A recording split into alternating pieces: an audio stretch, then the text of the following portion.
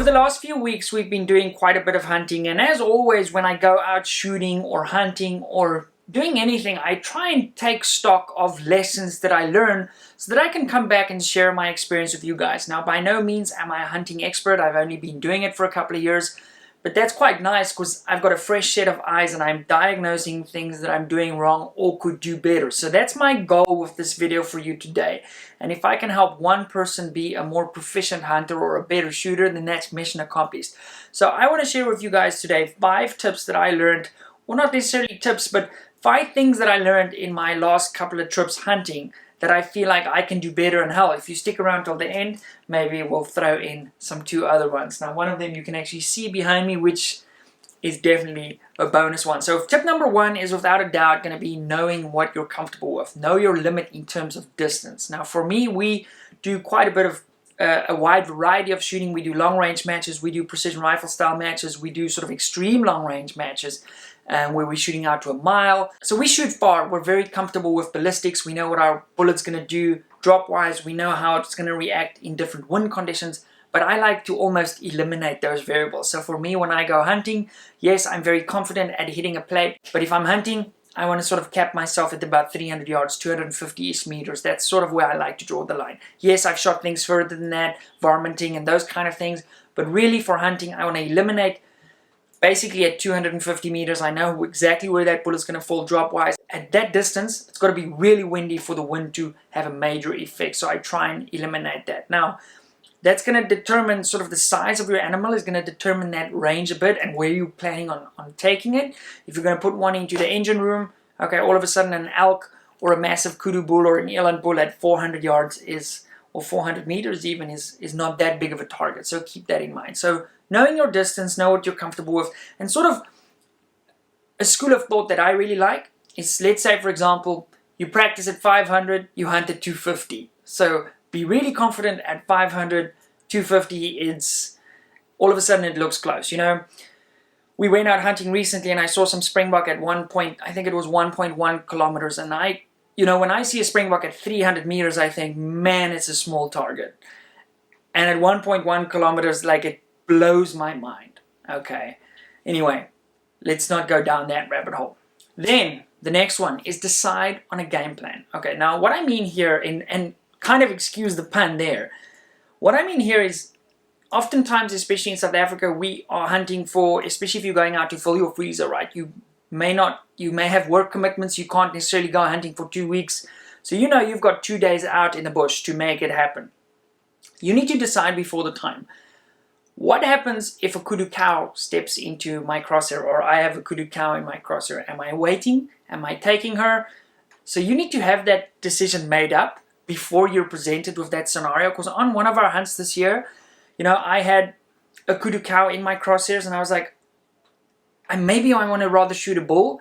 And yes, I actually didn't shoot a kudu that trip, okay, where I could have taken that cow. With hindsight being 2020, I'm very glad I didn't harvest that cow, because on my next hunt, actually, I'm not going to spoil that for you guys. Make sure you're subscribed because we just came back from an epic hunt and I'm busy with that video and it's going to be a freaking banger. So make sure you're subscribed so you can see that kudu hunt unfold. So decide what you're going to do. A bird in the hand is sometimes worth 2 in the bush. So you got to keep that in mind, because there's a strong possibility that if you don't execute, that you might not get that opportunity again and then you could be going home empty-handed. Okay, so this is me from a little bit in the future. When I filmed everything, I realized the most obvious tip, which I wanted to talk about, but for some reason I didn't, and that's why I had the rifle displayed on the Radian, is, guys, if you're not hunting with a tripod, you're going to miss out on opportunities. I guarantee you that. I harvested about, I would say, almost 90% of the animals in the last 2 months with this guy. Now, it doesn't have to be a Radian. I do recommend buying ones and crying ones. That's a school of thought we've had from the start of this channel, and I've done that personally. Yes, this tripod was given to us by Vortex. And I've also changed my mind a little bit. If you guys watched our tripod videos specifically, I said that I like the leveling head model. Now, for hunting, I've changed my mind. I would get the ball head model. If you're going to do driven hunts and you're sitting on level ground, that's cool, and you're not shooting up and down valleys. Yes, if you've got your rifle in, you could drop a leg to get some more elevation. But in this past hunt, I was presented with a few times where I was like, ah man, I just love to have that in the ball head. Now, in an ideal world, I'd almost like a ball head with this sort of function where you don't have too many knobs and things, but it is what it is. What's really cool is if you already own the leveling head model, you could literally just buy a ball head and pop it in there. So that is an option for you too. So that's going to be another tip which will work in here somewhere, is learn to shoot from a tripod. It makes a massive difference. Just your ability to clear like high bushes, or if there's a valley or something, you know. Very seldomly when you're out hunting do you get presented with a prone position. It just doesn't kind of happen. So keep that in mind. Whether there's low bushes, high valleys, tripod, it's going to get you in the game.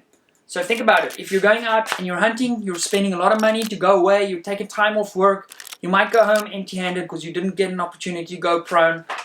This can potentially save your hunt. Use it, don't use it. Okay, cool. So back to the past. The next thing which I cannot stress enough, and I've said this in some other videos, I actually got into precision rifle shooting because I wanted to be the best hunter I can be. Now, coincidentally, on this hunt I was speaking about now, we had some blue wildebeest running up against us, and I took a position on a rock, and watching that footage back, it looks suspiciously like a position that I built just a few weeks before that in an NRL match. You know, I sort of went double knee on the rock, laid my whole body against that rock. I was so stable tracking those wildebeest coming past us. So just putting yourself out there and being presented with uncomfortable positions is very similar to what you will find out in the hunting environment. Even if it's something like shooting off a tripod, like I did a bunch of shooting off a tripod in the last couple of weeks, hunting specifically. And I mean, because we do that on a regular basis, it's second nature, and whether it's a tripod or a barricade, it's really almost indifferent. But just not being prone, okay, and shooting off something funny is a lot for most people to deal with. Now, because we deal with that sort of stuff in precision rifle matches all the time, it does become more manageable, and you're taking up less sort of mental capacity to build a position because it's almost automatic, and then you can focus on some of the other things. What's the wind doing? What's the animal doing? Is that a good one? Am I shooting a baby? You know. So yeah, there's a whole bunch of stuff that goes into that.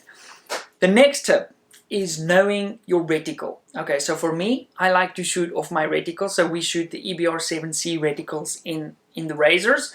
Okay, this is a Razor AMG with that reticle. So it's the same reticle that I'm shooting with in competitions. That by the way, oops. I still had my illumination turned on because the very last shot I shot with that rifle, the sun was sort of busy going down. So I just flicked that guy off. So knowing your reticle, and that basically means, you know, going into your Strolog app, and I've done videos on this before, and you can actually click on that reticle section and you can see your bullet drop. So I know, for example, with this rifle, 0.5 mil, okay, so a half a mil is 200 meters. So if an animal's at 200 meters or 210 meters, 0.5 is going to do it for me with this specific rifle. And I memorized that, and you can even go as far as writing it down on your hand. Now, our bonus tip, I'm going to show you guys one step further how to do that. The quick way, if you want, I can make you a full video on that, so just let me know in the comments down below.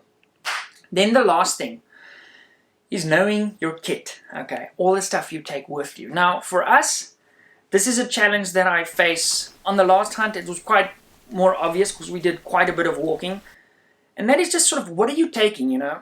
Am I taking my spotting scope, a big tripod, camera stuff, water, all of those things? So to almost have that planned out before the time and actually going out, and everybody doesn't have this luxury, and I don't even have this luxury, but I guess I could go walk on the range, and taking your rifle and see, how does it feel if I sling it this way? How does it feel if I sling it across my chest? Speaking of, and you guys will hear this in an upcoming hunting video, I need a better sling because my competition sling, it really doesn't work wonderfully for hunting. So yeah, figuring out what you're going to take so that you don't get into the bush and halfway up a mountain and going like, is my sling better shorter? Is it better tight? You know, do I want it longer? Because that's the type of stuff that I was struggling with now. And yes, I've got some other challenges to deal with because we're trying to film these things for you guys. Okay, and it's not always the easiest thing to do. Hunting is hard enough. Filming it is on a whole different level. And while my brother also carries some of the gear, I also have quite a bit of stuff. So my backpack generally I feel is too big. So suggestions wise, keep in mind we're in South Africa, so finding the right pack is difficult because we don't have access to all the cool stuff you guys have, especially in America. So I need to sort of trim down my kit even more. So perhaps before our next hunt, I'll do another sort of lay everything down and decide what I'm gonna take. I didn't shoot with the trigger cam, especially shooting from the tripod with a big Magnum that's 4 kilograms. It's a recipe for a scar in the middle of your forehead, and as a pro shooter, that's not gonna look great on YouTube, so I'd rather not have that. Another thing I also did, and this is getting into our 2 bonus tips, is taping my muzzle. So you guys will see in this specific picture, when I leave in the mornings, I actually took some masking tape. Okay, so normal sort of painter's tape like we've got here. It's all I had with me. And I taped the front piece of my muzzle. And this is something I'd seen hunters doing overseas. And that's really just helping you. You know, the one morning it was raining quite badly when we went out. And that's going to keep any moisture going in there. You know, you might be walking under bushes and things and accidentally a twig falls in there and you have a baffle strike or whatever because there's interference in your barrel. That's the last thing you want. Now you might think, Pete, that's probably going to mess with your point of impact. You guys have to keep in mind there's so much pressure in this barrel. So by the time the bullet exits your muzzle, that tape is long gone. So that's something I tried. I think next time I'll just do black electrical tape because that'll look slightly better than a piece of flicking yellow tape on our awesome looking silencer. Then the last thing, if you know your reticle and you want to take it one step further, to make almost dope tape, for lack of a better description. And this is something I actually have to give credit to the guys over at Air Hunters. I saw the air rifle guys doing this all the time. Same tape, okay, you cut a piece and you wrap it around your elevation turret. Now, this is obviously if you have a turret that can dial. If you've got cap turrets, unlucky.